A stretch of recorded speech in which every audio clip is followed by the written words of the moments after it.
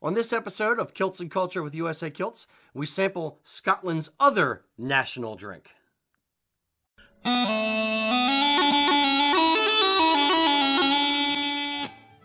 Today, we have a special. What we are going to do. Last week, we actually tested some scotch. My favorite scotch, Lagavulin. So this year, or today, today, we're going to test the quintessential Scottish drink. Mm-hmm. The other national drink. Scotland. Dun, dun, dun. Irn Bru. Irn Bru.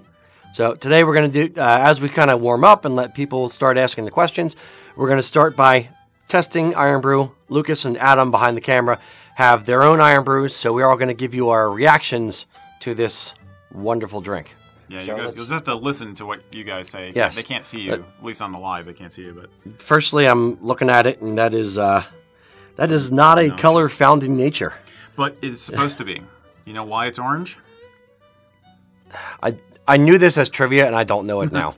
It is supposed to be reminiscent of the fact that it was originally had iron oxide in it. Yeah. It now currently contains something like 0.0002% sodium dioxide or whatever iron content. It used to have a lot more. It started off. Should I go into the whole trivia spiel? You want to know everything there is to know about Irn Bru? A quick version, yes. Okay. It was launched in 1901, although there were different versions of it before that. Different people had Irn Bru, spelled like IRONBREW. And it actually was first invented in New York. But the guys who make this stuff, which is the A bar company or AA bar company, they patented, they registered their formula sometime around 1901. And it was a tonic, and it had iron in it and other stuff. It's supposed to be a health drink.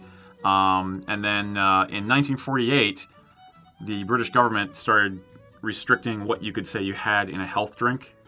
Because they wanted to rein in all the wacky formulas that hucksters had. Cocaine and Coca-Cola and that kind of stuff. I think that went out decades before that. But so basically it was a post-war thing. And so they registered the name Irn Bru, as it's spelled here. Basically, A as a way around that, and B as a way to differentiate themselves from people who are just making Irn Bru as a generic thing. Like you go into a chemist and say, hey, I want to order an Irn Bru. Yeah. And they just meant like that flavored generic drink. Like Miller Lite, LITE versus LIGHT. Exactly. Yeah. So that's Makes how sense. it came about. And it has 52 grams of sugar. Which delicious. Could you do a close-up of the label to the camera? Sure. Quick little close-up there. Nice. Beautiful. Yep. All that sugar. Yeah, it is delicious. We picked these up in Wegmans grocery store. You can find it more often easily in the U.S. Specialty kind of stores. It won't necessarily be at main grocery stores, but specialty kind of grocery stores should have it. Yep. Yeah. All right. Shall we open and here, I'll give it a little 3, 2, 1.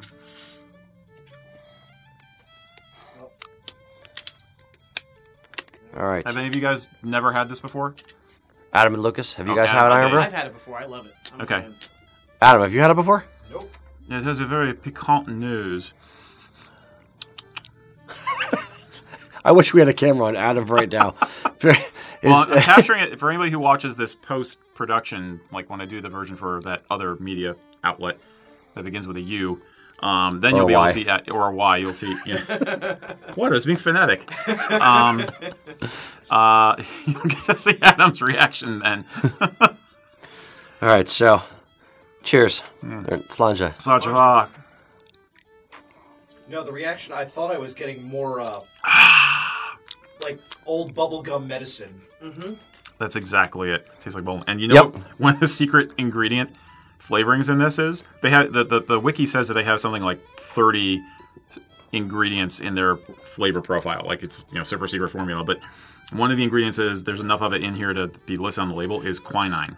What's that? Quinine is what you take to keep from getting malaria. Oh, cool. Most commonly drunk in tonic water nowadays, right? So I'm gonna. I think we're gonna invent the Irn Bru and gin and Irn Bru. Ooh. Instead of a gin and tonic. Gin and Irn Bru. I'd say you can mix it with vodka, but anything goes with vodka. Yeah. What I'd say is not Lagavulin and Irn Bru. Oh, God. There are very few cocktails that use actual Scotch whiskey. That's pretty. It's tasty. Yeah, the bubbles are kind of small. It's not as heavily carbonated as as an American soft drink. Actually, yeah, it's a little bit flatter than like a Coca-Cola kind of thing. It has a very, very heavy. Easier to drink. Yeah, and you don't burp as much. Hopefully, I hope we don't burp on these. It's a very special episode. I didn't even think about that. Oh man, well, we can bleep those out. We apologize in advance if we're belching. It tastes a lot like bubblegum. Is the only way to describe it. It's like orange soda and bubblegum. Yeah. Yeah. I dig it. I like it. I think you could probably mix this with a dash of lime juice and like a dark spiced rum like Kraken and a little bit of a light rum like Cruzan. I could see that. I do tiki cocktails just in case any of you were wondering. When I'm not doing Scotch stuff, I do that. Yeah. If anyone has any good Irn Bru cocktail recipes, let us know. Either put them in the comments or send an email to sales at USA Kilts. That would actually be something kind of cool to either do a blog post about or like send out a. It could be also awful, but yeah. Yeah. Well, we would test it first. It would have to pass the. That? I wouldn't test anything. Not poisoning our customers and our friends. There is that. But now the other thing I find funny is there's a guy out there I read about. They've just reduced the sugar content in Irn Bru. This is reduced? No, I think this is probably pre-reduction. But he was so pissed off that he started making his own Irn Bru at home. So you can buy like an Irn Bru flavor syrup. Black market Irn Bru. At the chemist, like you can get like flavored syrups to flavor your medicines with in this country. So he makes his own Irn Bru at home because he grew up with the original formula and he doesn't want to switch over. Yeah. Yep. So yeah. I'm just going to down this and be bouncing off the walls the entire rest of the show. Yeah, pretty much. Mm-hmm. Now, the real question is, how is this going to mix when I start drinking my coffee? Oh, God. Oh, and a breath mint as well. You're going to explode. You're going to hurl. Sorry, stomach. Good gods, man. Where do you think you are? All right, should we actually do some... That's a low culture for today. We're going to do some high culture. You have any questions yet there, Lucas? Yes. Why are you doing this? Please stop. Oh, it's God. A comment. Please stop. Yeah. Who's going to finish their Irn Bru first? No, just... question... Adam. Yeah. Question from Kirk. He's just asking, which tartans are you gents wearing today? Sure. Funny you mentioned that. We had a couple of people asking us to try and do that on a regular basis. We will try to remember to do that. At the very least, when we do liner notes for these things later on in the future, we'll try and make sure that it's there as a liner note for you guys, or as a comment, so you have it as a record. In the full episodes, not necessarily the cut-up bits. But yeah. So, go ahead. You got the actual tartan today. I'm wearing the Law Enforcement Officers Memorial Tartan. It's one that I designed with a retired officer named Tim Welch. Real nice guy, and we give a percentage of this, I think 10% of this, to COPS, which is Concerns of Police Survivors, which is a pretty cool charity. They actually...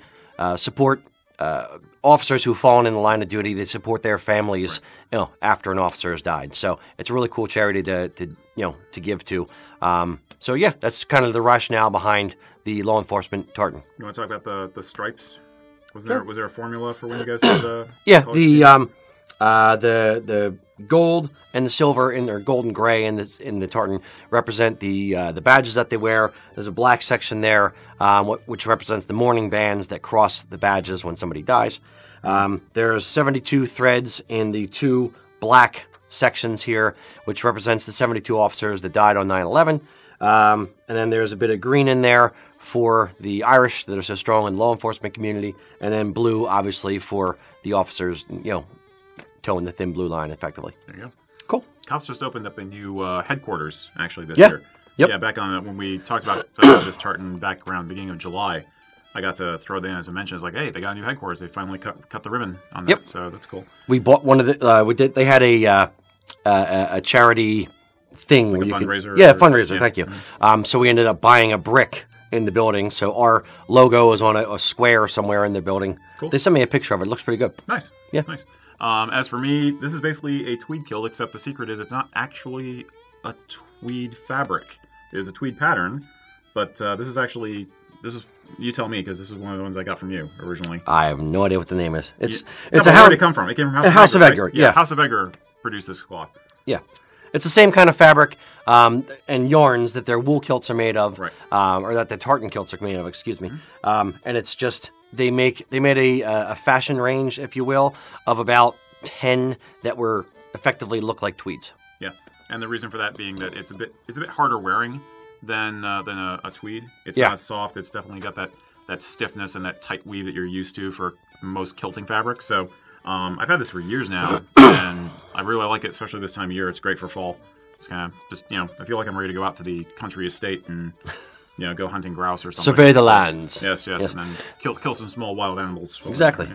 The thing about tweed, kind of as a little bit of a tangent, tweed makes great outerwear, and but it depends on the mill and the actual weave. There are specific tweeds that we get that are more designed for outerwear, harder wearing, that would make up nicely into a kilt. And then there's other ones that are a little bit spongier, a little bit looser weave to them. That'll make up nice for a vest or a sport jacket kind of thing. Right. But I wouldn't really wear it as a kilt or something that's going to take a lot of abrasion, if you will. Yeah. Cool. All right. Any questions? Yes, we have a bunch of questions here. Okay. Nice. Yes. Right. Thanks, guys. First question is from Josh. And Josh asks us, what are kilt pins, and are they necessarily needed? Classic question. Yeah. Kilt pins are just kind of a little bling for your kilt. It's a little bit of jewelry for you to put on your kilt. No, they are not needed. Typically, when you wear a kilt pin, you just wear it through the front apron of the kilt. You're not connecting the layers together. You're just wearing it through the top. It's acts a little bit as a wind weight to actually hold down the corner of your kilt if there's a little bit of a wind. But outside of that, you don't need it to function. I don't wear one that often. If I'm getting dressed up and I want to go out somewhere, then I'll put a kilt pin on. But outside of that, typically I don't wear one around the shop just because I'm in and out of small places and I don't want to catch it on my kilt. Mm. Yeah, I like kilt pins more, and I'm wearing one now. But it is a wind weight. I will not wear one if I'm doing something like vacuuming or using a machine that has a cord, because occasionally I've gotten like the electric cord caught behind the pin, and that's not cool. But that's basically it. It's a wind weight and a little bit of extra decoration. It's a great way to show affiliations and loyalties, like clan crests are very often on kilt pins. The Masons like to wear kilt pins with their Masonic emblem on them. We have a firefighter kilt pin that we offer, and people in the military will use them that way too. It's really just about expressing yourself more than the practical function of keeping this from flopping around. It does nicely for that, but it's not completely necessary at all. Yeah. So. And it's a way for you to show a little bit of your personal style in the kilt. Right. A lot of this is sort of, I won't say uniform, but it's kilts. There's when you in traditional Highland dress, a lot of the stuff is very similar. So the kilt pin, the belt buckle you wear are little ways for you to express your personality within your outfit. That's like in Saxon wear with cufflinks or your tie choice, that kind of thing. So. Good, very good parallel. Okay. I like that. Thank you. Should I do one, or you got any more? I've got a bunch more. All right. How am I going to get to these prepared questions I have? Yeah. I don't know what I'm going to do. Tim is asking, have we ever or do we plan on making an arisaid as an option for women? His wife's a big Outlander fan, and she's considering that sort of thing. We had somebody ask what an arisaid is, actually. Yeah. Okay. So we can double talk about question. arisaids for a second. Yeah. An arisaid is, if you want to boil it down, a great kilt for women. It's just wrapped slightly differently than a great kilt will be wrapped. I did a little bit of research on it. I've never worn an arisaid. Sorry, I wanted that to come out of your nose. Oh my God! No. I've never worn an arisaid, so I don't know exactly how they're done. We could do a little bit of research on that, and I'm sure there's YouTube videos and that kind of thing out there to show you how to wrap an arisaid. But effectively, it's just a length of cloth. When we did the fabric, the tartan for the band Albanock, Jackie, who's the female in the group, she doesn't wear it as a great kilt. She wears it as an arisaid. Right. And I remember that she got like 3 or 3 1/3 yards of fabric. So I'm going to guess it takes a little bit less fabric than a man's. I get from what I've seen. I'm trying to scan my memory bank for pictures of people wearing them. I think basically you tend to put it around yourself. and have the opening at the front. So it becomes kind of like an overskirt. Yeah. You know, over whatever other skirt you have on underneath. Yep. And then the balance of the excess fabric can come up over your shoulder, or they'd wear it up over their heads. Like a cloak. Like a cloak, like a shawl. Yep. I've seen it wrapped around the shoulders. So, yeah, again, similar to a great kilt, but you're not taking the time to put the pre-done pleats in it before you put it on. The way with a great kilt, you lay it out and make sure you get the pleats all lined up and then wrap it on yourself. I don't think they bother with that. I don't think the ladies do that. They just kind of gather it and have the opening at the front for ease of letting their legs move and showing off the skirt that's underneath, I think. But we'll look into it for you. Yeah. Yeah. Mr. Lucas. Yes, Dale is asking about wedding attire. He says he has several of our kilts. He recently purchased a Prince Charlie jacket and vest, and he's pretty set with everything. He just has a question on the shirt. Will a regular white dress shirt and long tie look good, or does he need to do a tuck shirt and a bow tie? He's also going to be probably the only one there in a kilt. You said with a Prince Charlie jacket? Correct. Okay. Mm-hmm. The proper necktie or the proper neckwear to wear with a Prince Charlie, especially because it has a 3-button vest, a very low cut vest, is either a bow tie. Period. Yeah, and not a regular dress shirt like Eric is wearing, right. but actually a wing collar dress shirt. If you wear a 5-button vest, which is a higher vest, which actually comes up to about here, then you can wear a ruche tie with a Prince Charlie and a 5-button vest. But if you have a standard 3-button vest, then a bow tie is more appropriate. Mm-hmm.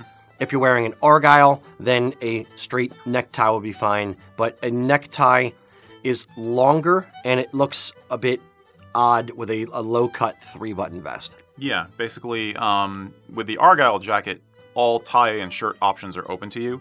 With the Prince Charlie, it's much more closely tailored and cut, and there's not the margin of error going on. The problem with the 3-button waistcoat is, like Rocky was alluding to, ties will just pop out, and then you wind up looking like a comedian from the 1940s or something with your tie flopping around. Now, I have seen guys use a regular turn-down collar dress shirt or tuxedo shirt with a PC with a bow tie. So if you don't like the look of the standing collar, you could do a turn-down collar, shirt with a bow tie, but you don't want a necktie with that waistcoat, and you don't want a ruche tie. Bow tie is the way to go. This begs the question of when or how would you do a 5-button vest with a PC? It's something that's become a little bit more popular with the hire agencies in Scotland. You'll see more people advertising wedding outfits wearing a 5-button waistcoat, which is technically meant to go with an argyle, with a PC jacket. You can do that, but if you want to do it through someone like us, you need to be very careful about ordering the relative length of the jacket and the vest to make sure that they look right together and the vest is not hanging out underneath the bottom of the jacket and looking disproportionate. Yeah. Is that a Yes. good way to sum it up? Yes. You can do it. It's definitely becoming a more popular look, but you got to be careful with it. What I'd say, it's basically you go about a size up. Right. So if you're the Prince Charlie, the PC, is cut, it has tails in the back and it's cut much higher in the front, where an argyle jacket is cut the same length all the way around. It's still shorter than a Saxon wear, like a regular suit coat, but it's cut a little bit longer than a Prince Charlie. So when you're wearing a 5-button vest with an argyle, which is done more often or more commonly, it's, if I get a 44 long jacket, I'm going to get a 44 long vest. Mm-hmm. With a Prince Charlie, because the front is cut so much shorter, if you wear a 44 long Prince Charlie, you would typically wear a 44 reg in a 5-button vest regular and a 5-button vest because you want it cut a little bit shorter in the front so that it doesn't peek out, as Eric alluded to, underneath the bottom and the front of the coat. And the last point about wearing the PC, of course, is assuming you are going to go with the bow tie, you could do basic black, or you do a color that is a color that's in your kilt. That's a fine way to go. We usually recommend that if you have access to it, use a wing collar shirt that does not require studs. Studs are a little too much bling, considering you have so much else going on in a kilt outfit. It just looks a little odd having that little extra decoration going on up here when really the attention is supposed to be going to the sporran. So bear that in mind.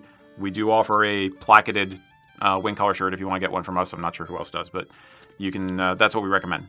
And by placketed, he means that it's actually a little strip of fabric that is over top of the buttons. So it covers the buttons. Yep. So it's just a very clean front to the shirt. Mm-hmm. Cool. Mr. Lucas. Yes. Steve has a question for us. and he's saying that he's starting to wear his kilts to the office for business casual. Nice. Typically not wearing a tie with it. Any recommendations on how to just dress down in general, but not too far for office-appropriate wear? And he had asked about specific tartans or kilts for office wear and then footwear. So basically, what's going to look good in a dress down, but still business casual setup? Sure. What I'd say is, number one, effectively, what Eric has on. Minus the tie, if you don't want the tie.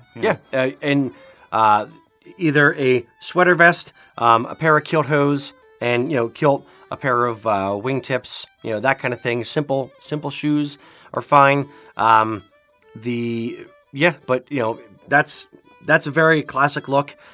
In winter, when it gets a little bit colder in here, usually I'm in either a tattersall shirt or just a regular dress shirt with my sleeves rolled up a little bit and a tweed vest and my collar open, and I'll also have on a pair of kilt hose and ghillie brogues. So that's a very good, slightly dressed down kind of thing.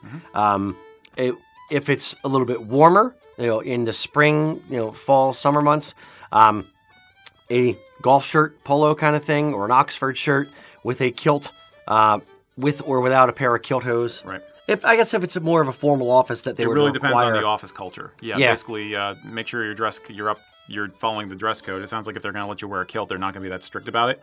But for some guys, office casual for Fridays used to mean a polo shirt and Dockers.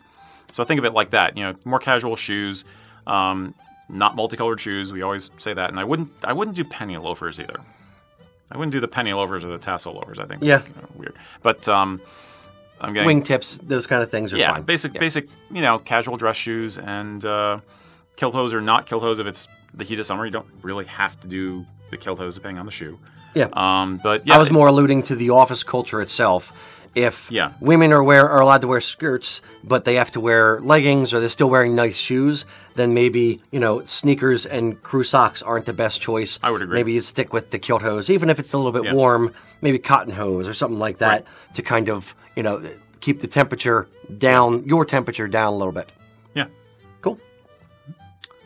Next, Mr. Lucas. Another question from Michael. He is asking a kilt-making question, so this is probably for Rocky. Sure. He has a piece of 100 cotton, so I assume he means 100% cotton, to make for a kilt. He got a long piece of black watch tartan that he used for a great kilt, but he doesn't think it turned out too bad. He wanted to send you a picture to get some feedback on it. Okay. Yeah. The only thing that I'd be... Sure, you can happily send me a picture.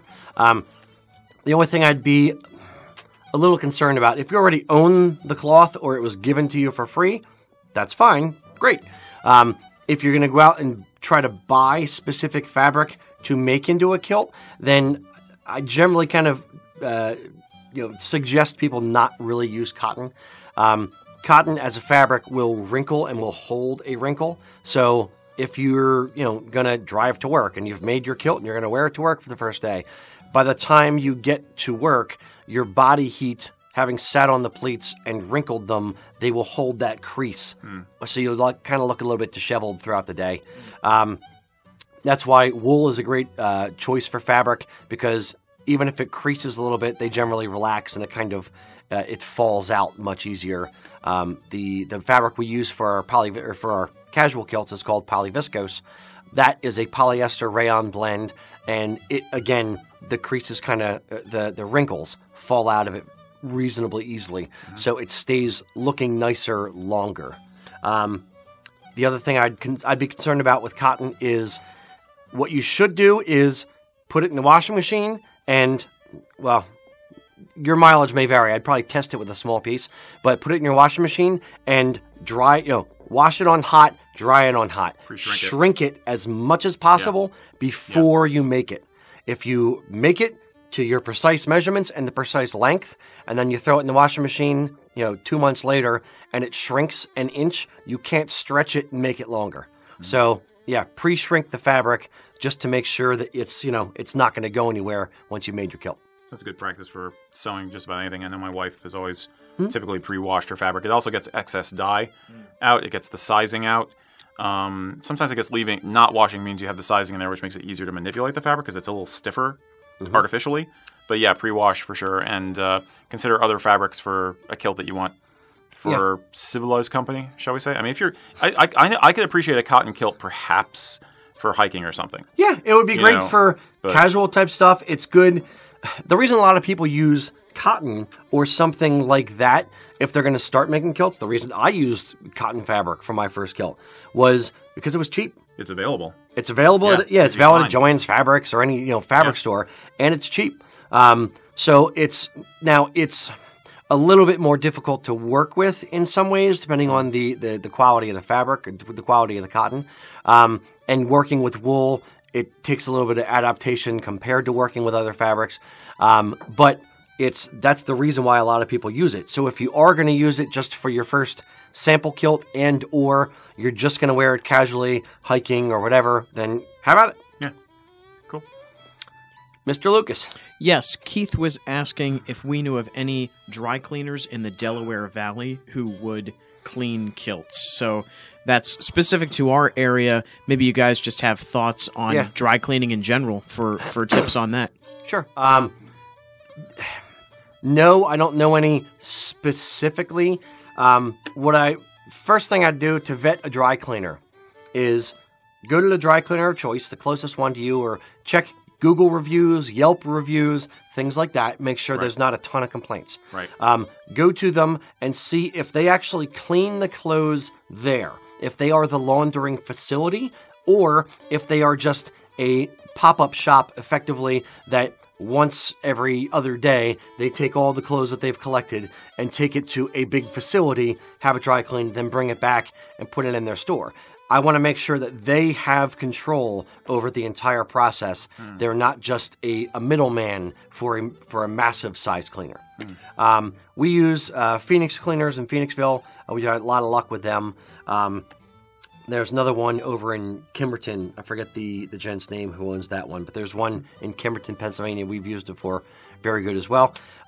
In the Delaware Valley area, outside of my locality, I honestly don't know. Hundreds of them. Yeah, there's literally, you're right, hundreds of dry cleaners. The pleat, charging for the pleats, that kind of thing. You want to go over that? Yep.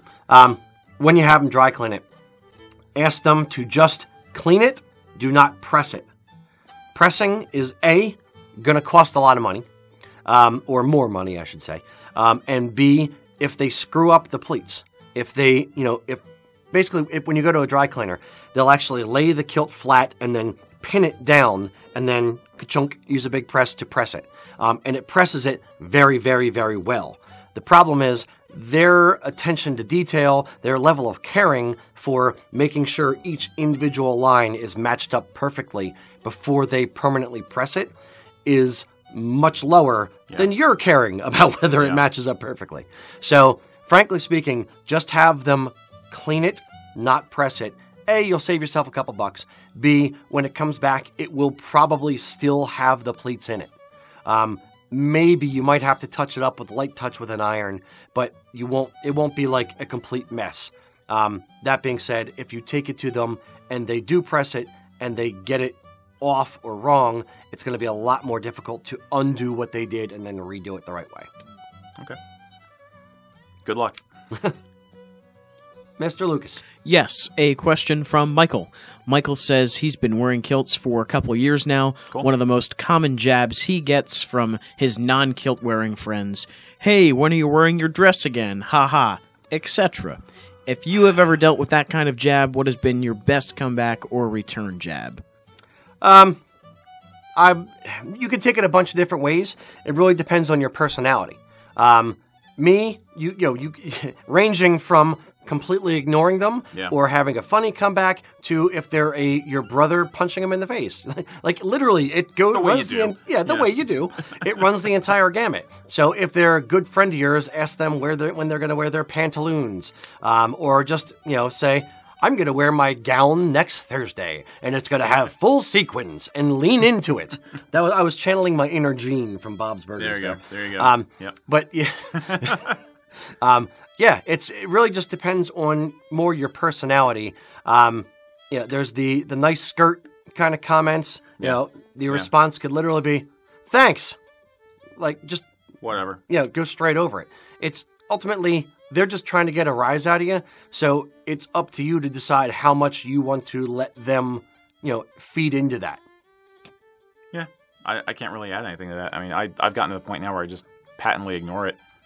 I barely even hear it anymore. Yeah. If it's somebody who's a friend, then you get into just joking around, So, when you're wearing your dress again, well, you're looking for a date? I mean, seriously, No, exactly. That's a good one, yeah. So it's, you just kind of do a parallel back at them, I guess. But honestly, it's not worth your time or energy. Yeah, they're like, I'll draw a quick parallel. To me, that's kind of also a line, or along the same lines of, you're in a bar and a drunk guy walks up to you and is like, "Oh, what's under your kilt?" And my answer is, do you really want to know? Like, why do you want to see my junk? Why is it that, why is that a burning thing that you need to have happen in your life? Right. And generally they're just like, "Oh, I just wanted to know." Whatever. Like, okay, whatever, man. And then they walk away. Yep. So it really depends on just how you want to answer the question and your own personality. That's for further reading, there's actually a blog entry on our website about kilt confidence, and it's pretty long because I wanted to cover a lot of territory with it. I have a section down towards the bottom with different levels of responses to the what's under the kilt question. So it's kind of similar vein. So, and basically some of the classic joke responses, as well as just your options of, either being very passé about it and very gentlemanly, or being, in your face about it, depending on what you think the occasion calls for. So give that a read. Let me know what you think. Yeah. One other one I just thought of. I'm coming up with all these now. Am I going back in my memory banks? Have some more Irn Bru. Yeah.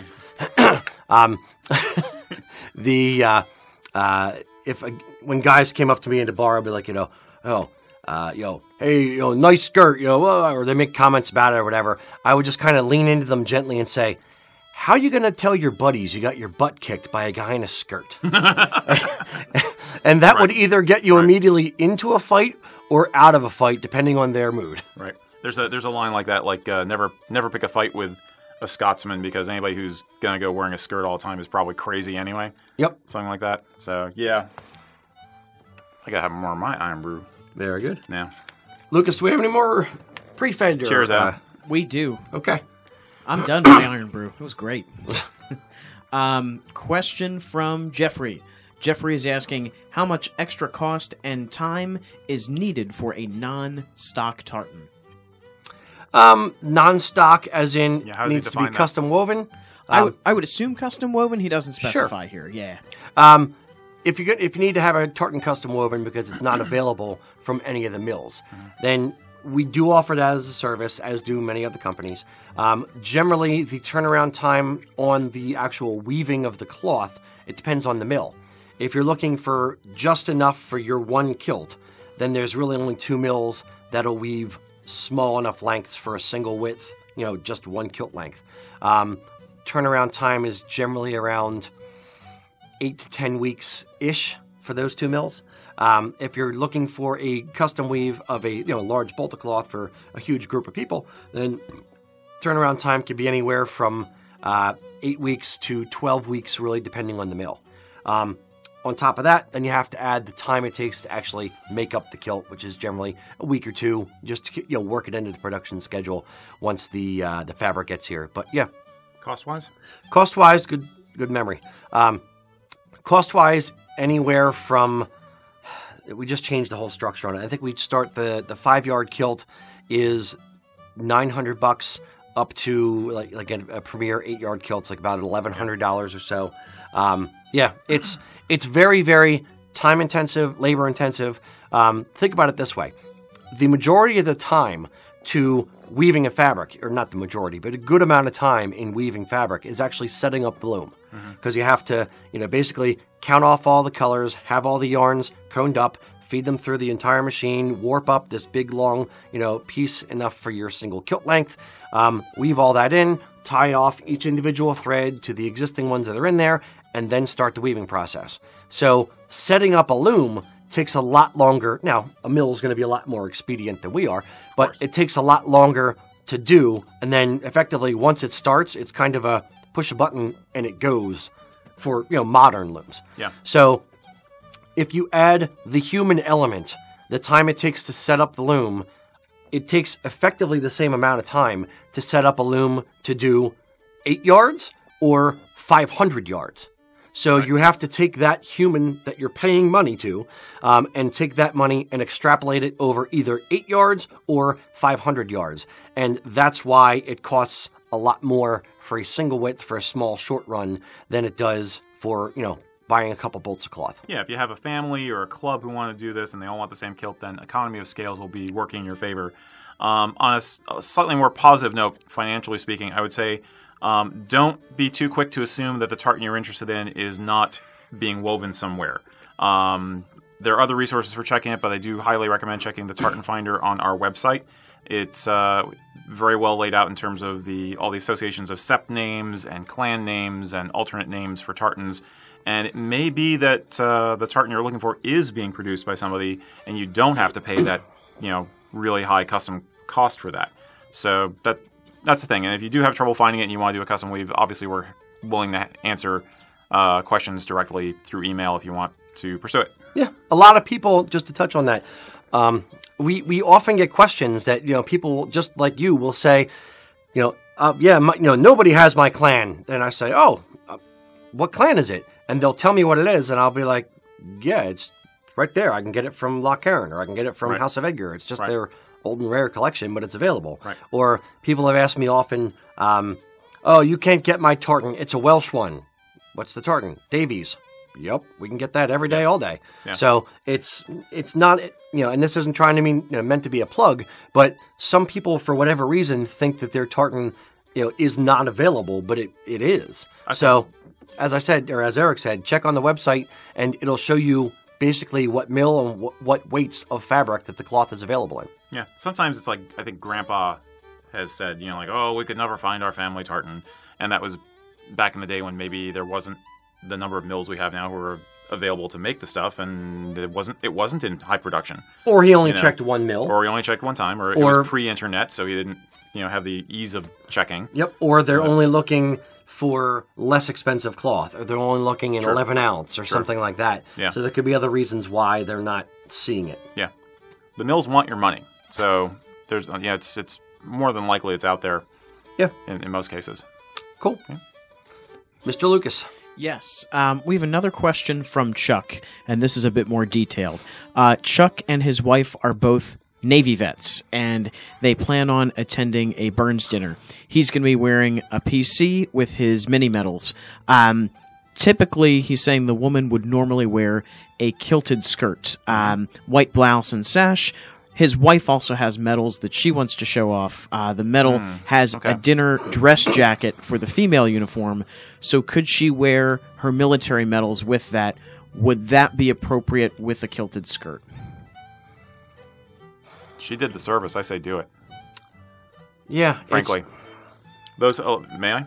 Just real quick, what's in my head is that a lot of the conventions we're talking about are just that. They're conventions. They're not hard and fast rules set in stone. You're going to be drummed out of the clan if you break the rule. Or the ball. Or the ball. And they were set up in a time when you didn't have women serving in the military or in many other aspects of society, for that matter. So they're aimed towards that kind of mentality.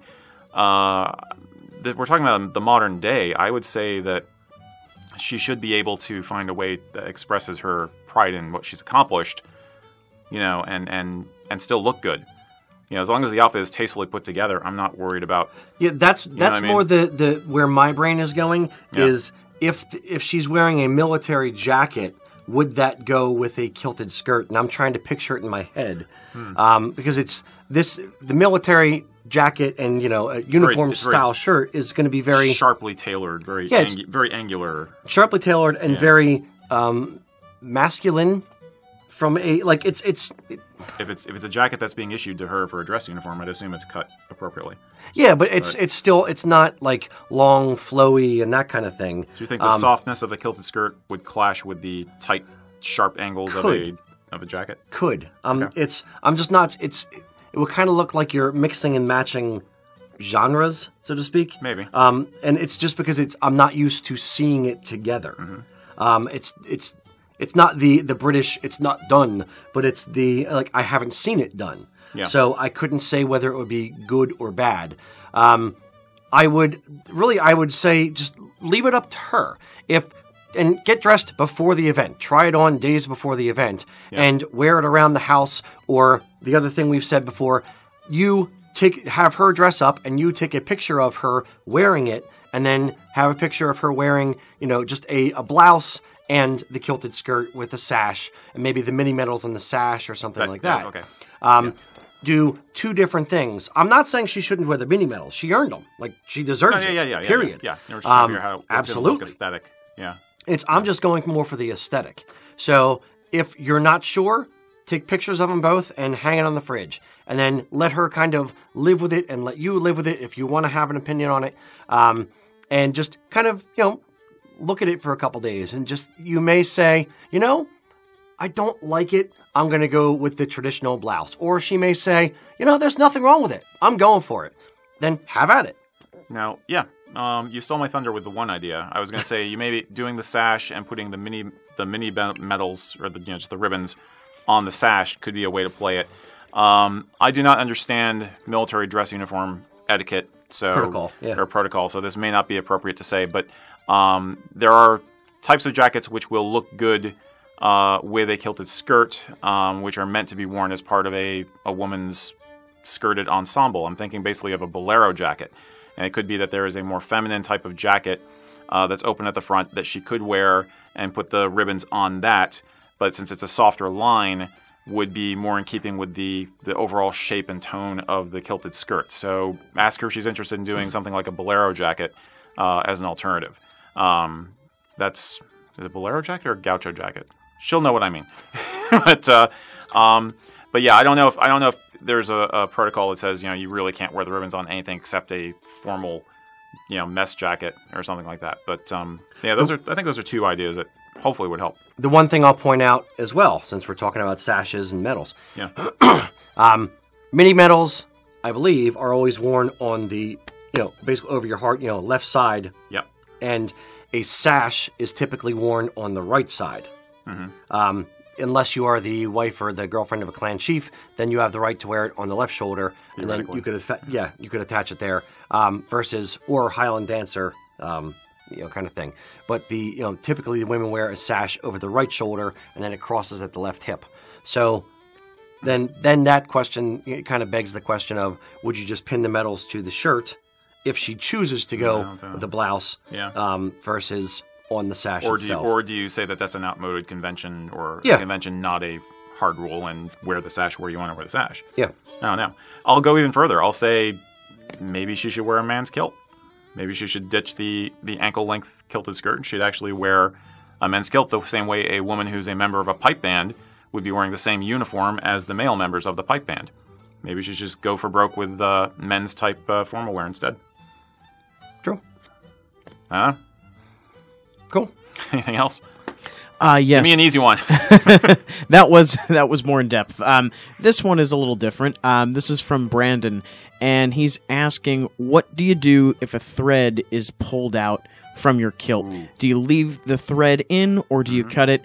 His cat apparently displaced a few threads in his kilt. Sorry, man. There's a couple ways to define thread in this instance. If you are talking about, I'll talk about three different things.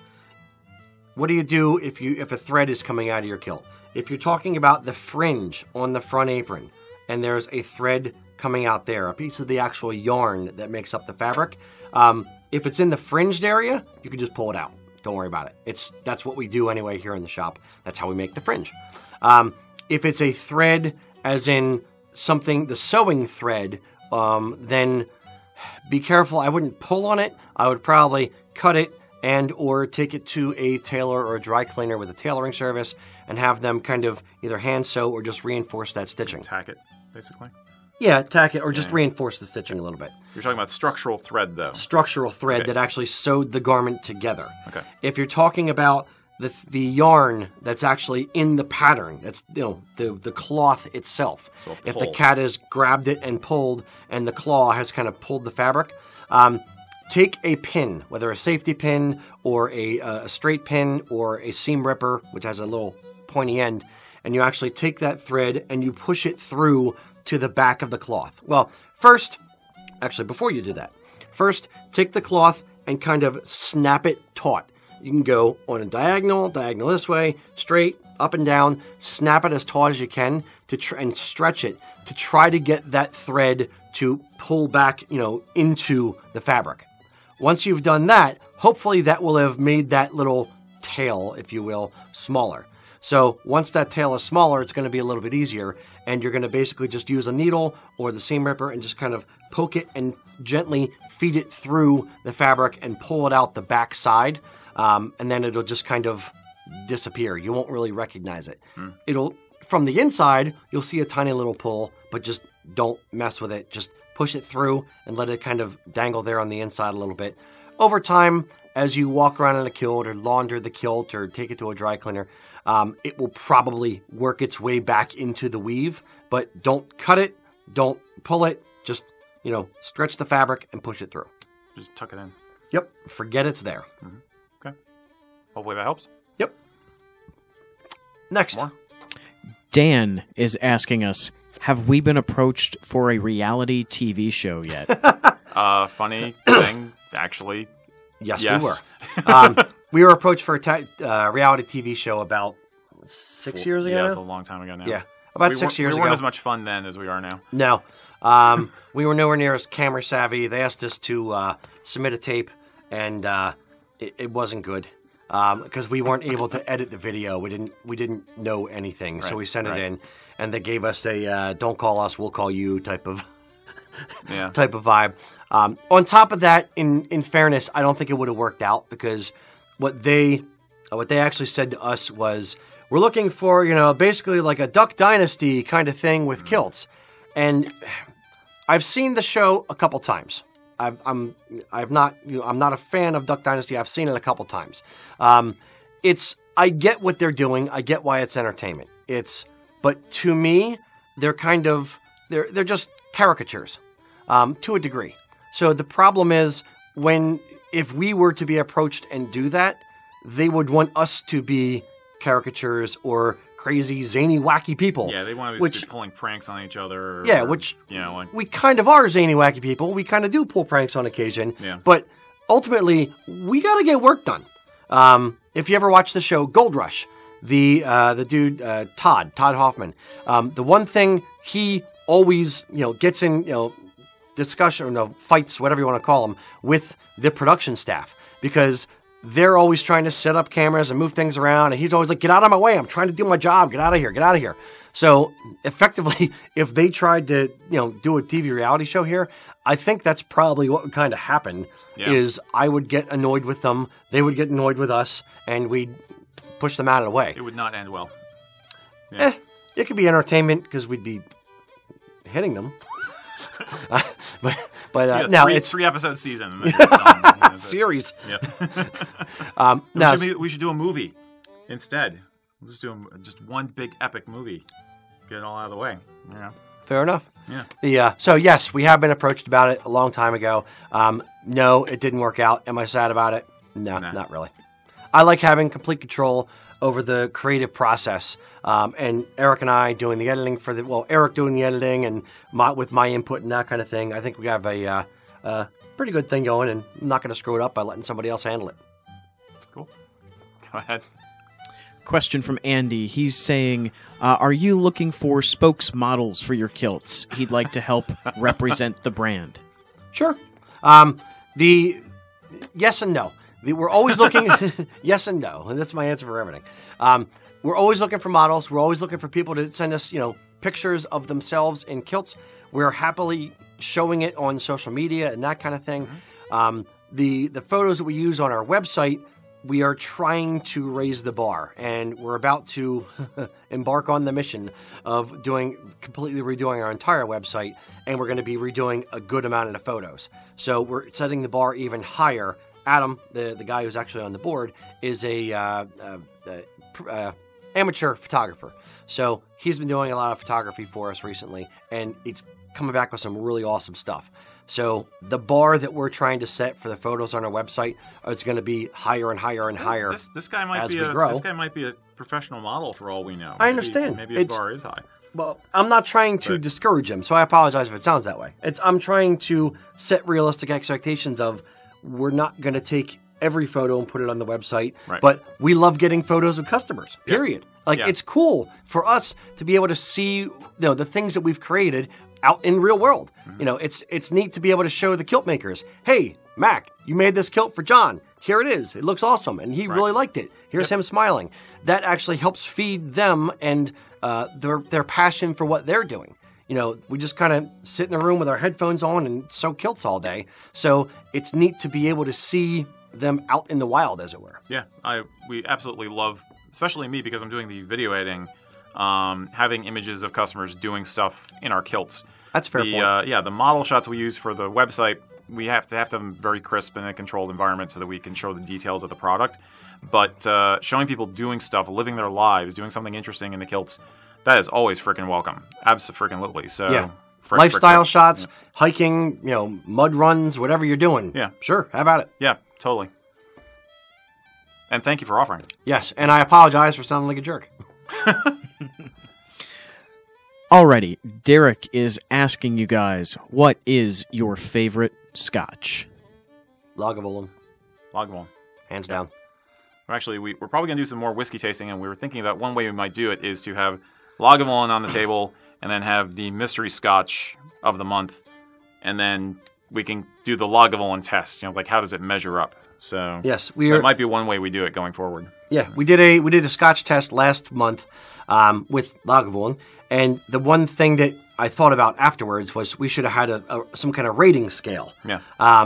And we don't know what we're doing. We are not, professional scotch drinkers. We have zero idea. I just know what I like. So my scale, since I love Lagavulin so much, is going to be from 0 to Lagavulin, like how many glasses it is, or something like that. So yeah, we're going to use Lagavulin as the control, and then have the other. We're going to have somewhat scientific, I think. Yeah, on top of some cool graphics, like 5 Glencairn glasses, up to the full Lagavulin. Bing, bing, bing. I don't know. We'll be slurring by the end of the episode, but yeah, there is that. There is that. We're all caught up? Okay. Cool. I can do one from here. All right. A fellow named Jacob, the kilted park ranger, was asking about wearing a kilt out in the elements. He works outside. He wanted to know if we can make a kilt, or if it's possible to make a kilt from tarp material, alternative fabrics to make basically a waterproof kilt to be worn over your existing kilts. Like a kilt cover, maybe, I think he's saying. Right. Alternatively, asked if you could wear a tarp as a kind of a makeshift great kilt to be used as a regular tarp as needed. Okay. That's an interesting one. It is interesting. I'll take it 7 different ways. One, in World War I, the soldiers actually wore covers on top of their kilts. Mm-hmm. They were made of canvas. Yep. They were just basically a flat front apron, and then across the back, like a yellowish kind of tannish canvas color, and then across the back there was like 5 or 6 like really wide, really shallow pleats going across the back, and then they tied with a few strings down the right hand side. That was more to cover the kilt from mud and a little bit of the elements, mm-hmm. but it wasn't. It was taken off when you're doing other things. Mm-hmm. For covering your kilt, tarp material doesn't breathe, so you're going to be wearing a wool kilt and then wearing plastic on top of it, so it's going to be very, very hot. And I'm assuming the reason you'd want to wear a tarp as a kilt is to protect your kilt from moisture and from the elements, so if it's raining when you're on a hike, that way it protects the kilt. What I'd say is this: you're going to be sweating so much underneath plastic that you're going to get wet from your sweat on the underside of the kilt as much as, wet from the rain on the outside of the kilt. If you're wearing it, and on top of that, sewing it might be very, very weird, you couldn't iron it because it would just melt. It would ruin our irons and the table. Oh my gosh. I don't want to think about that. Could you wear it as a great kilt? Sure. You can wear any effectively long blanket as a great kilt, but again, you're kind of you'd be making a lot of noise as you walk, and it would you'd scare all the animals. It would again be very, very hot. and you'd be literally drenched in sweat by the time you get to your destination. So I applaud you for your creativity with try to do something different with a kilt, but at the same time, I would not want to try it. What if you made a kilt cover, like a modern version of a kilt cover, like out of not Gore-Tex, but what like the windbreaker type jacket cloths they have now, the really high tech stuff. What if you did that just as a kilt cover, as a modern day kilt apron, as opposed to the World War I version? Do you think that would make? You could. Again, it's not super breathable though. Yeah, no. The wool is kind of helps wick the moisture away from your body, so it wants to breathe too. Yeah.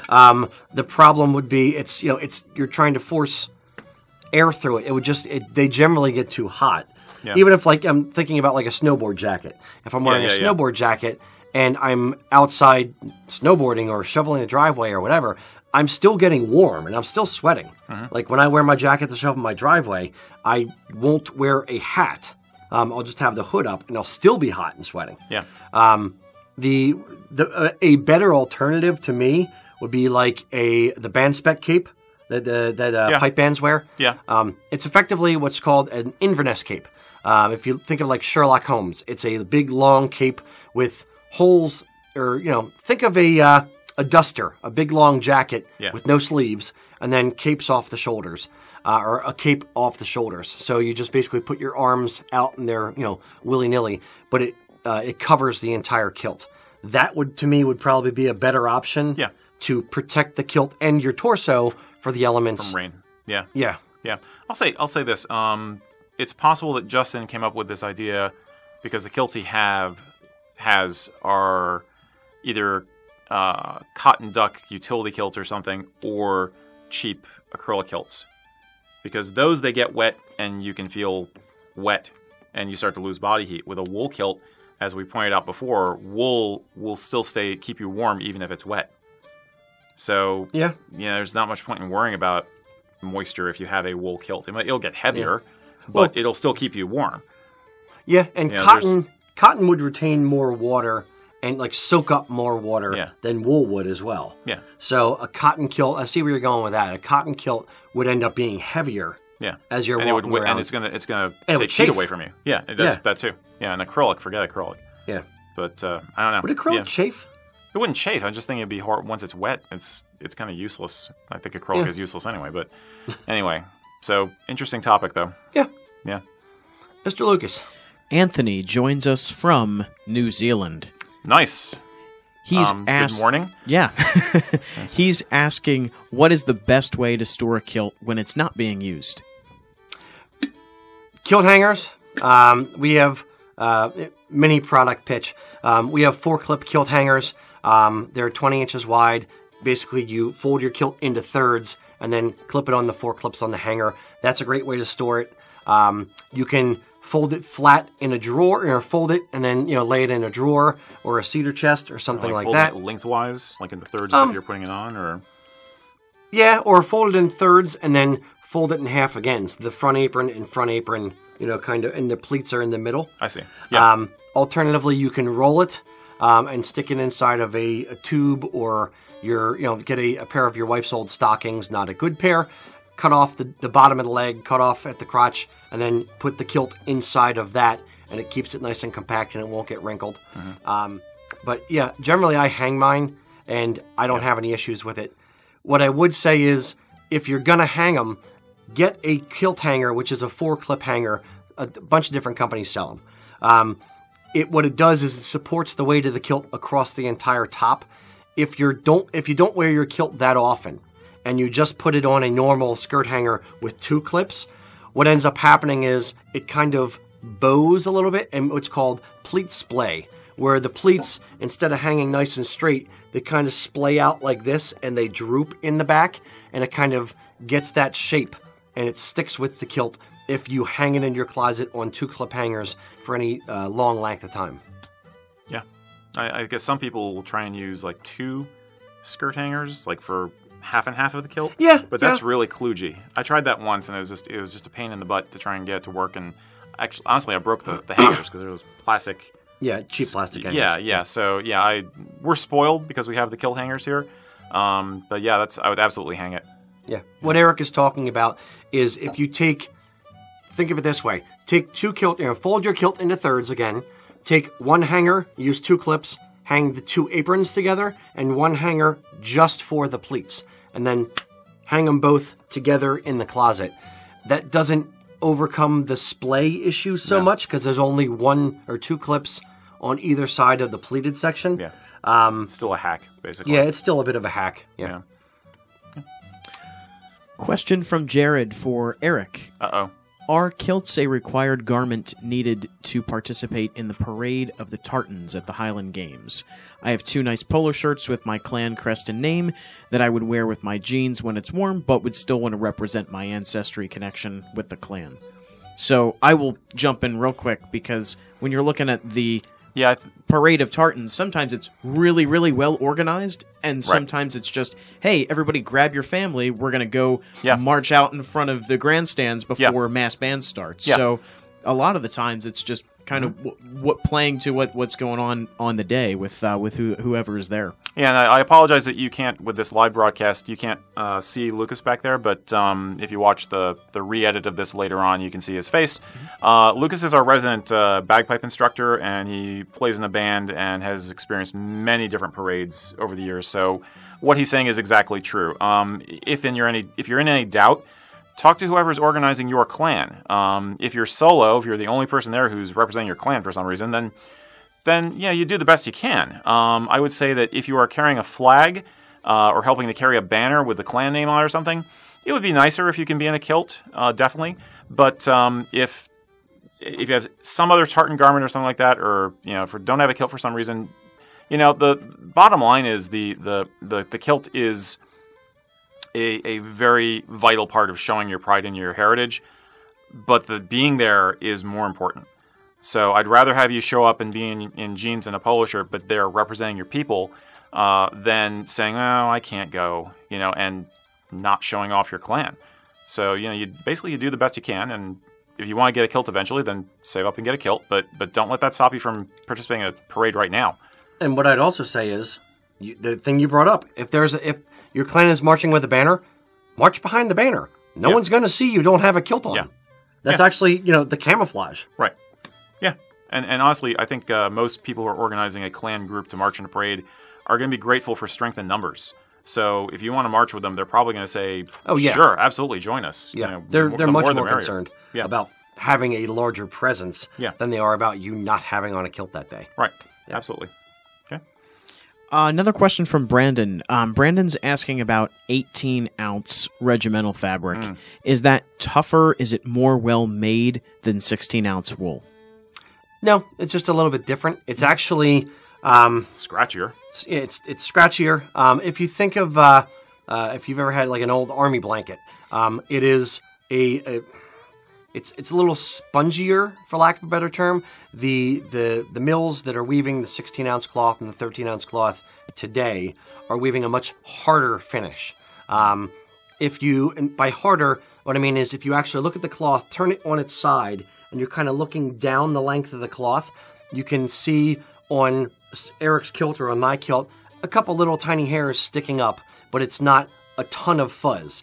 If you look at the 18-ounce cloth and you do that same thing, you're going to see a lot of hair kind of sticking up and out of the fabric. It is a good bit more expensive. There are not that many tartans that are woven in 18-ounce. The British military today is wearing 16-ounce wool kilts from several different mills, several different makers. That's interesting to note. Yeah, there's no single kilt maker for the British military. Okay. There'll be some from like 3 or 4 different mass production kilt makers over in Scotland. Okay. But yeah, you can do 18-ounce fabric. Give us a call. We'll tell you the ones that are available. I don't think we have them on our website, but it's called Regimental Weight. I believe House of Edgar is the only one to actually weave that particular weight. And there's about 6 or 8 tartans in it. There's not a lot. So that begs the question for me is, what is the demand for it? Who buys it? I mean, I know some reenactors who are interested in that kind of thing, but other than that, who is House of Edgar selling it to? Not much. Really? Yeah. It's in 15 years of business, I think we did 1 kilt in it. It's a lot more expensive. Huh. Is the set size generally larger also? Set size is going to be a little bit larger. Okay. But the cloth itself is a lot more expensive, and it's, I don't know, it doesn't, to me, I'd rather have a 16-ounce kilt. There's no advantage to me to an 18-ounce in that particular cloth. Okay. If the fabric was the same hard finish that the 13-ounce and the 16-ounce is, then maybe. And if I happen to like one of the 8 tartans that they do in it, then I might get a kilt in one of those. But outside of that, I see no real burning desire to do it. I've always really assumed it was mostly a reenactor thing at this point, that people want it for doing something like 19th century or early 20th century kind of reenactment. But interesting. Yeah. Yep. Cool. All us? Cool. Okay. Charles Quillen, hopefully I pronounced that right. Charles Quillen is asking, what is the typical length difference between a kilt waistcoat and a Saxon suit vest? A Saxon suit vest versus a kilt waistcoat, or vest, if you will. The kilt is actually, I'm going to start off with a little bit of this, knowledge leading into it. A kilt is worn above your belly button. It's worn much higher than you wear your pants. So a kilt vest is cut much higher than a traditional Saxon wear, vest. If you wear a Saxon wear vest with a kilt and you're sporran, just because you've worn it with your pants before, the problem you run into is the vest actually generally overlaps the top of the sporran, and it just looks a little sloppy. A vest, a kilt vest, is generally 2.5 or 3 inches shorter than a traditional Saxon wear vest. So basically, if you're normally, let's say you go to Kmart, JCPenney, wherever, and they happen to have vests on sale, and you see a tweed vest that you love, that you have to have and wear with your kilt, great. And it's a great deal. It's 60% off. What I'd say is get a size shorter. So if you're normally a 44 regular, get a 44 short. If you're normally 48 long, get a 48 regular. And wear it a little bit shorter. You won't necessarily be able to wear it with pants because you're going to have a little bit of your shirt showing, but you will be able to wear it with a kilt reasonably well, I believe. Makes sense. Yep. Yeah, I have a long torso, so sometimes I can get away with it myself personally. So your body shape, body type is going to play into this a little bit, but that's the basic formula for making it work. Yep. Yeah. Cool. Should I do another one? Yep. Okay, Ian Gray. I think I know that guy. Ian is asking, what are your expectations for Netflix's upcoming Outlaw King? Very high. Okay. I want it to be good. I really do. Yeah. I want all the movies about Scotland, the movies that are coming out of, that are filmed in Scotland, I want them to do well because I want people to get exposed to the culture and to get a new appreciation for the culture. I'm torn because I like things that are sort of historically accurate, yet I realize that there's a certain Hollywood element to it. So I wasn't on the hatred of Braveheart bandwagon when they had kilts in the movie. I thought it's embellishment. It wasn't factual. William Wallace would not have worn a kilt. However, it was cool. It was a cool aesthetic for the movie. I'm in the trailers that I'm seeing for the Rebel King movie, and as well the pictures at least that I'm seeing for the Robert the Bruce movie that's coming out in 2019, which is separate entirely. I don't believe that they're wearing kilts, which would be factually correct. I kind of wish they were, just for the it's fun kind of aspect, but I get it. But they're showcasing Scotland, they're showcasing the culture, they're showcasing history. So I love it from that perspective. I hope they do a good job. I can't disagree. And it's fine because I think in our community a lot of people know who Robert the Bruce was, but he's not necessarily a famous figure in the larger community necessarily, like in America in general. I mean, probably most people know about him as the side character in Braveheart, and they always, they think Scotland, they think William Wallace immediately. So the fact that the Bruce is getting exposure is great. Having looked at the stills and the photos, I would say that I think it looks like they're representing the period very well. And in general, knock wood, I think Hollywood is getting a bit better with some of that stuff. But I'm a little disappointed there isn't some tartan cloth in some of the costuming, because we do have pretty good clue evidence that there was tartan weave fabrics in the time period. They may not have been wearing kilts, but they had the colorful aspect of having, tartan, or at least what we call shepherd's check now. They had patterned clothing, patterned cloths. And I think a lot of costume people in Hollywood still tend to go for solid colors or drab colors because, it's the Middle Ages, everything was caked with mud and horrible looking and drab, and we have torches lighting up the hallways, Strange women, running ponds, distributing swords. Distributing costumes, so I'd like to see that. For the plot itself, from what I've heard, it's going to be pretty good. It's going to be the classic, rag bunch of rebels who defeat the evil empire, kind of a thing, which makes me wonder how they will handle, or if they'll even address his murder of John Comwyn, or Comwyn, however you pronounce it, in Blackfriars Church. That's going to be interesting to see how they play that, because that's, he got excommunicated for that, and then he started to succeed, so the Pope let him be communicated again. So it's like, it's all right that you murdered that guy on holy ground. That's okay. So I'll be very interested to see how the movie handles that, because that's a hard nut to crack for a hero. But other than that, it does look pretty freaking awesome. I'm definitely going to see it. Yeah. So I'm curious how. I wish I could fast forward till the end of next summer after the other movie comes out, and then compare the two. That's really what I'm looking more forward to, is the production value of this one versus the other one, the casting of each. Yeah. The other one is Angus McFadden, who was the original Robert the Bruce from the movie Braveheart.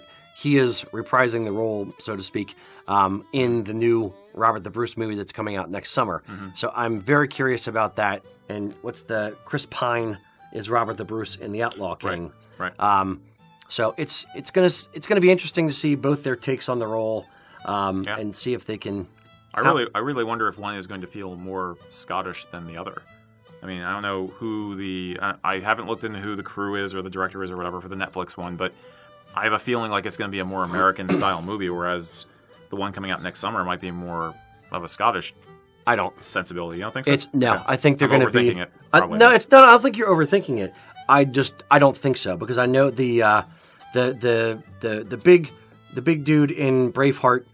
That's the guy that hits William Wallace hits in the head with a rock when they're kids, or whatever. Okay. His dad, who was in Braveheart, the guy who played his dad in Braveheart, is actually in the movie with Christopher Pine in the Netflix one, and they filmed it on location in Scotland. So they have Scottish actors, they have Scottish extras. They're trying to and if they're trying to get if they're from the bits that I have gleaned, and the images of the costumes that I've seen, if they're getting the costumes that good, I have hope. And they did it in Scotland, and and hopefully they'll get the history right too. Yeah, I think I read that Christopher Pine. I think I read that Christopher Pine, when he was in production mode for the movie, was staying, using his Scottish accent the entire time as he was living in Scotland, trying to stay, not in character, but in Scottish character. In the groove. Okay. Yeah, just to keep it up for the entire thing. Does he speak any Gaelic? That I don't know. Okay. Okay, well, we'll see. Yeah. This is going to be fun to talk about in a month, I think. Yeah. Yeah. Cool. Anything else there, Lucas? Okay. All right.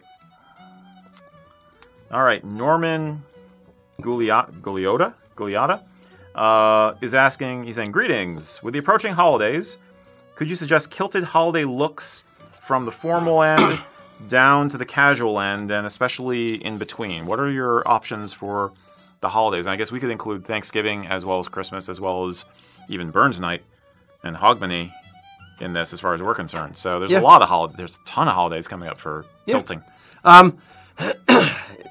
I'd say go onto our website and check out the different kilt type products or kilt packages, and just look at the different pictures and see how we kind of present it on the website. That's a good use that as a base. You don't have to buy anything; just go look. It depends on how casual if it's a family function for Thanksgiving, if the distant relatives are coming and, everyone's dressing up or everyone is just, out on the porch, smoking and drinking beers kind of thing, then, that's a different level. Yep. So it's just whatever you're comfortable with. The kilt is just a piece of clothing. When it boils down to, it's a piece of clothing. Mm-hmm. So dress appropriately and just build around the outfit.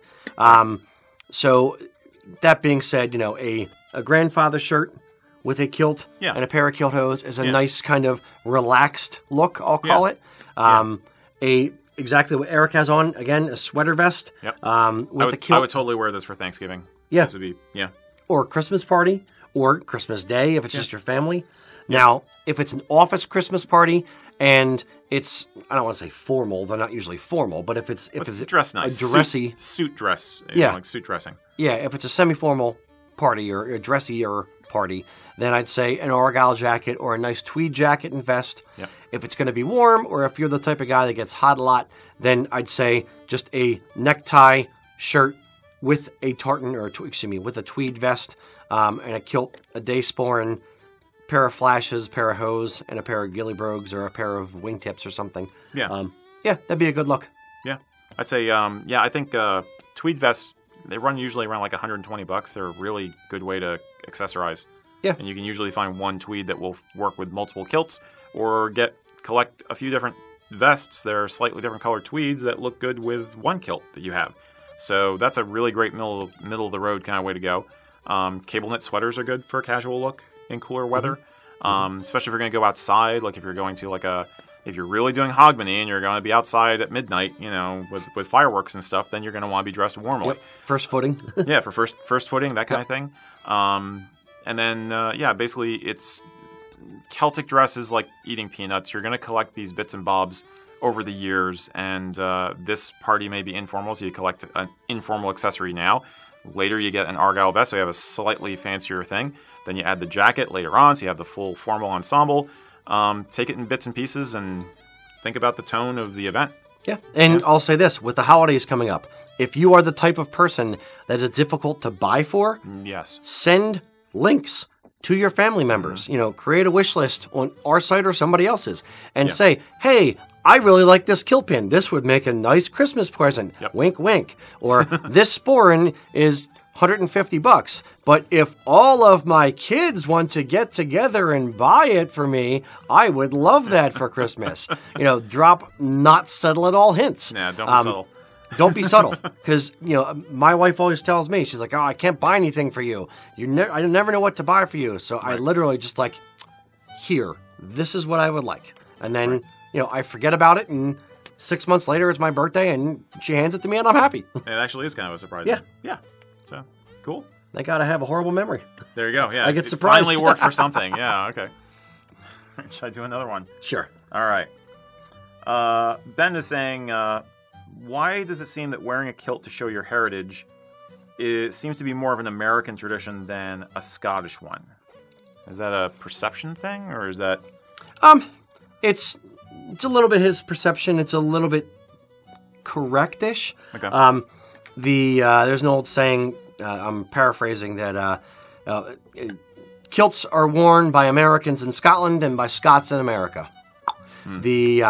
It's the general feeling of when you're in Scotland, Americans are trying to feel more Scottish, trying to connect with their roots, and the Scottish people don't really wear kilts as daily wear. They kind of reserve them for formal occasions for the most part.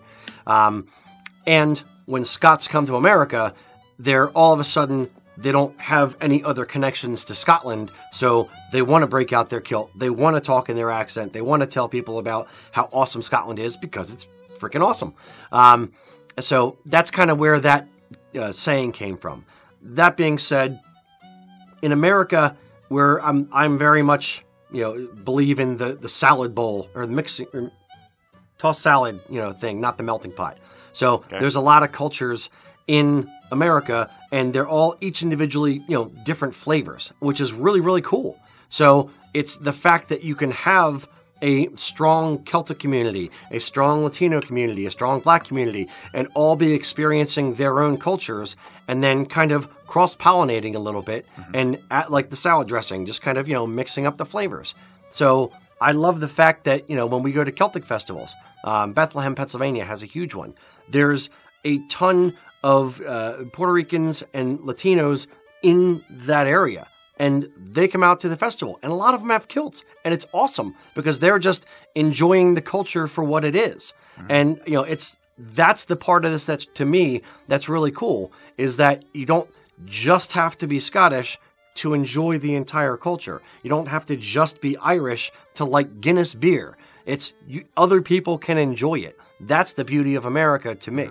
I don't know why I got all patriotic on that, but I'm feeling it. Where's the flag? I think the I think you used to have something cool as a product of your culture when other people see it and just immediately are drawn to it. Yeah, I think that proves just how awesome a lot of this stuff is. I mean, kilts specifically, but I would also say that if you're of Scottish or more broadly of a Gaelic heritage, there's a romance that you have if you're in the diaspora for the old country because you're not directly connected to it. And sometimes in modern society we feel a little bit lost. We feel like it's all commuting to work and getting your stuff at the grocery store and getting supplies at the mall or whatever. And where's the real heart? Bombarded with the news. You want to connect to something, right? So I think for a lot of anybody who's living in a diaspora and in modern society, they're more likely to want to have that connection full time and be able to just touch it and feel it. Just physically look down and say, "Yeah, I am part of this tribe. I'm part of this, this great ancient tradition. And I am more than just this commute and this stress and this, having to look at my phone every day and all kind of things. That I'm part of something that's timeless. Whereas if you're in Scotland, they're busy with all the stressy stuff too, and if they want to think about history, they just look up and there's a castle. It's kind of like Eddie Izzard used to say, I'm from Europe, where the history comes from. So and there's also, you don't want to necessarily be into what dad or grandpa's into. I think I learned this a lot, that in older cultures, they have more of a challenge sometimes getting younger people involved in this stuff. Which is why Japan, for instance, launched the Living Treasures campaign many decades ago, because they realized that young people it wasn't cool, and they were too busy. So they needed to try and make sure that the future generations were actually interested in preserving this stuff. So I think if you're in Scotland, you're kind of like, that's what grandpa does, or that's what you do for a wedding.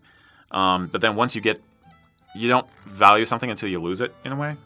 So I think, you know what I mean? Like you're saying, you're more Scottish when you leave Scotland because, I would say that is true for certain things, not all things. I agree.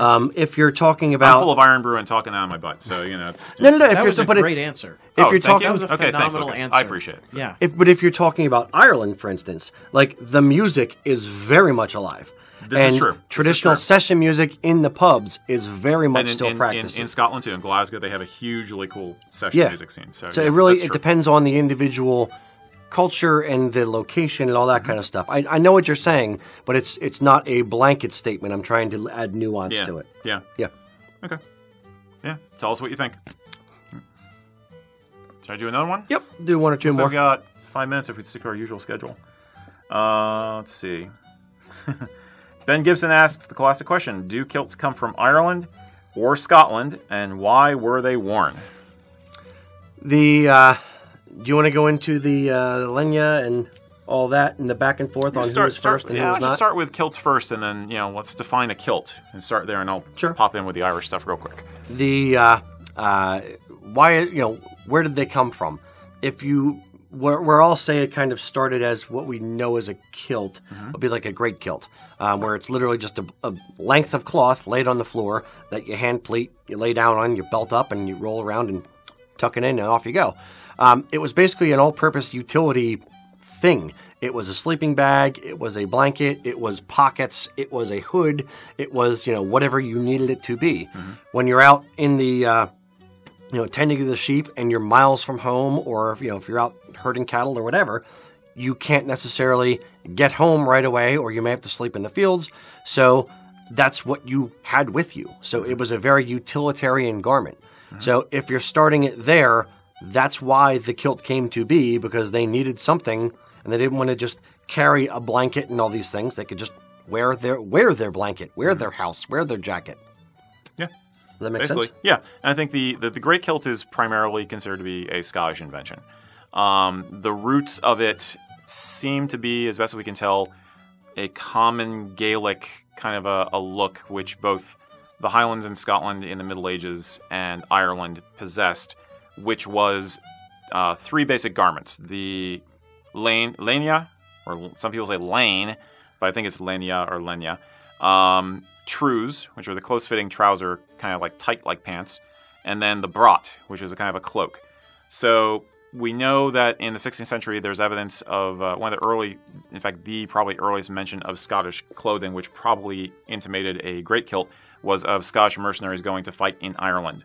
And the written account talks about how they're dressed in something similar to what the Irish wear, but not quite. And they have these large cloaks that they belt around their bodies, which is unusual. And that's probably the first mention of a great kilt. And that's from, I think, like 1520s.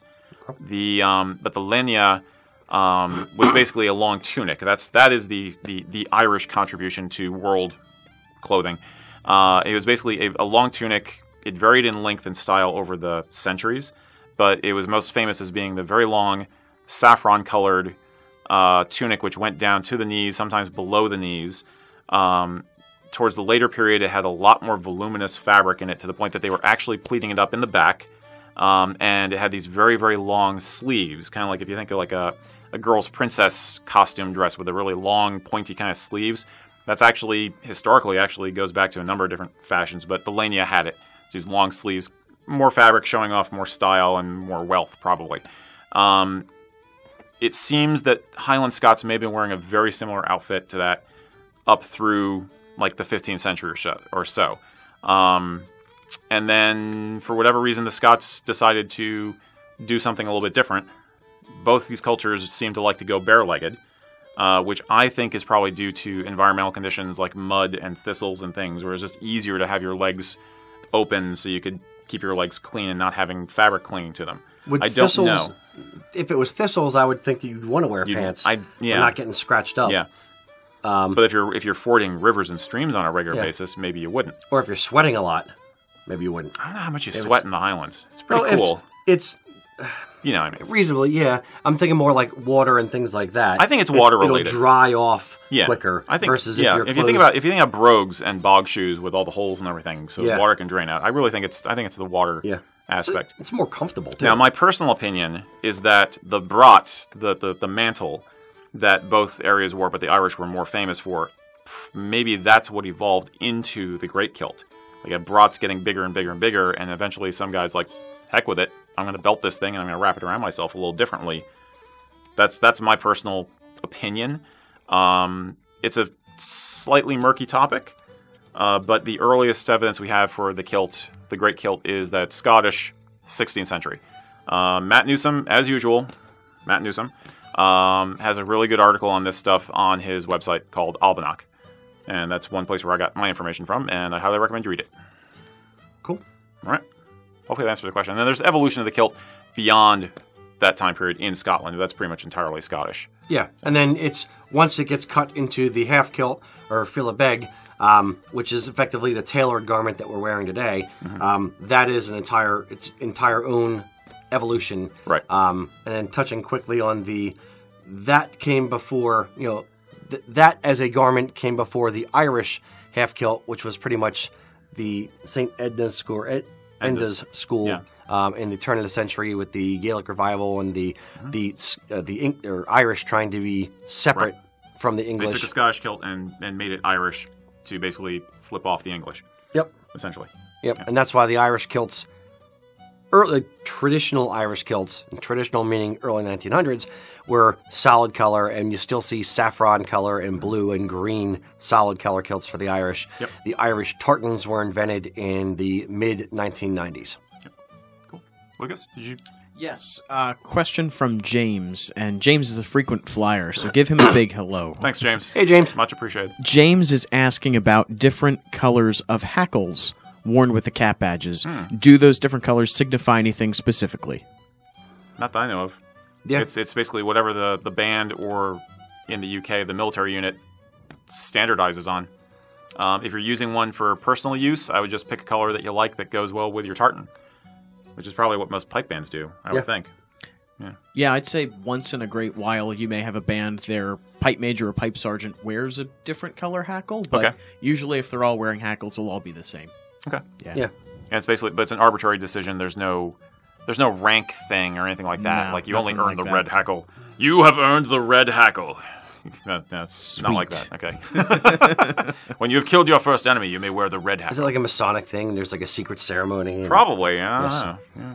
Pipe bands are pretty weird. They're Tune pretty much Right, cults. Lucas? Pipe bands are weird. Tune in next time. That clip's going to be all over the internet. USA Kilts says pipe bands are weird. Anything else there, Lucas? Nothing else. Nope. We're at our usual time. Do you want to keep going or do you want to Do stop? one or two more. One or two more? Okay. We're still fine. Do you have a preference? A I think we should do this one. good one. A good one. Well, they're all good because our guys are cool. Let's see. Let's do Casey's first. Casey Buchanan Smith is saying, "What tartan do I wear if my surname is Smith?" Seems like a simple answer, but Smith. Smith. If your last name is Smith, wear Smith. Yeah. There's a Smith tartan. There's a Smith tartan. To the question of what tartan do I wear? If you can check on our website, or there's various other resources online as well. But you can see if your name either has its own tartan or if your name is a sept of a different clan. Sept, very, very basic definition, is an association either through marriage or through living on land of a larger clan. So if, for instance, McMichael is a sept of Stewart of Appin. So a gentleman with the last name McMichael may have married a Stewart of Appin girl, and then they would become a sept of Stewart of Appin and fall under the fealty of the chief of Stewart of Appin. So that's a basic understanding of what a sept is. There's a ton of different septs, and if your clan does not have its own tartan and it is not a sept of another tartan, it may still have come from a particular district in Scotland. Right. It may be from Fife, or it may be from Edinburgh or Glasgow, or several Ulster. other ones. Yeah, Ulster. Anything, Well, that's Ireland, but say, but there are district tartans for that scenario. So even if you don't have a clan tartan, you could still have a district tartan, which is kind of where your family was from. So it still has some kind of familial tie. Outside of that, if you don't know where your family's from, or there's no sept and there's no district tartan, then there's a ton of universal tartans: Scottish National, American Heritage, Celtic Nations, Black Watch. There's a lot of different options, so there's always going to be something for you, whether or not you are a sept or have your own tartan. And I guess another point is that the not all clans or all septs have a tartan being woven. Gets back to what we were talking about earlier about custom weaves.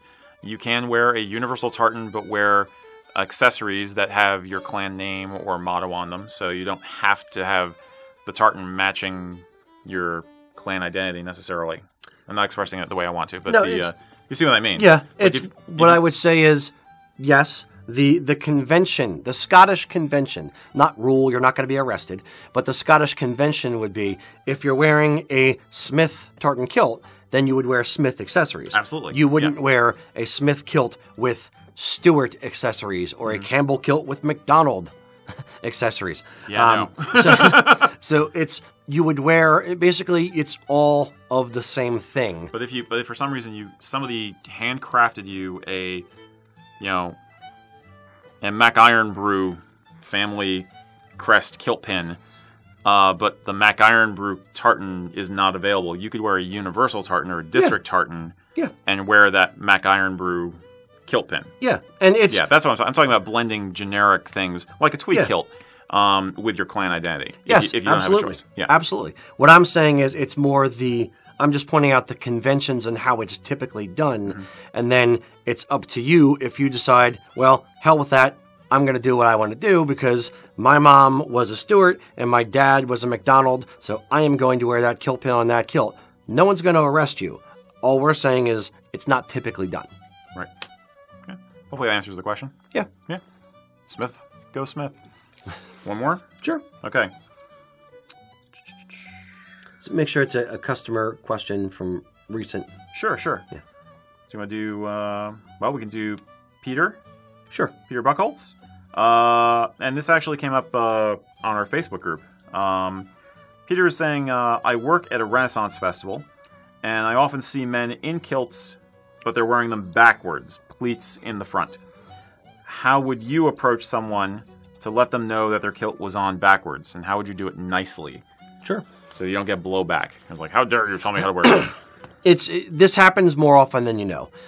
When we're at festivals, we kind of have our own game of trying to spot specific things. So we'll try to spot people on either that have a kilt on with the basting stitches in, with the pleats backwards, things like that.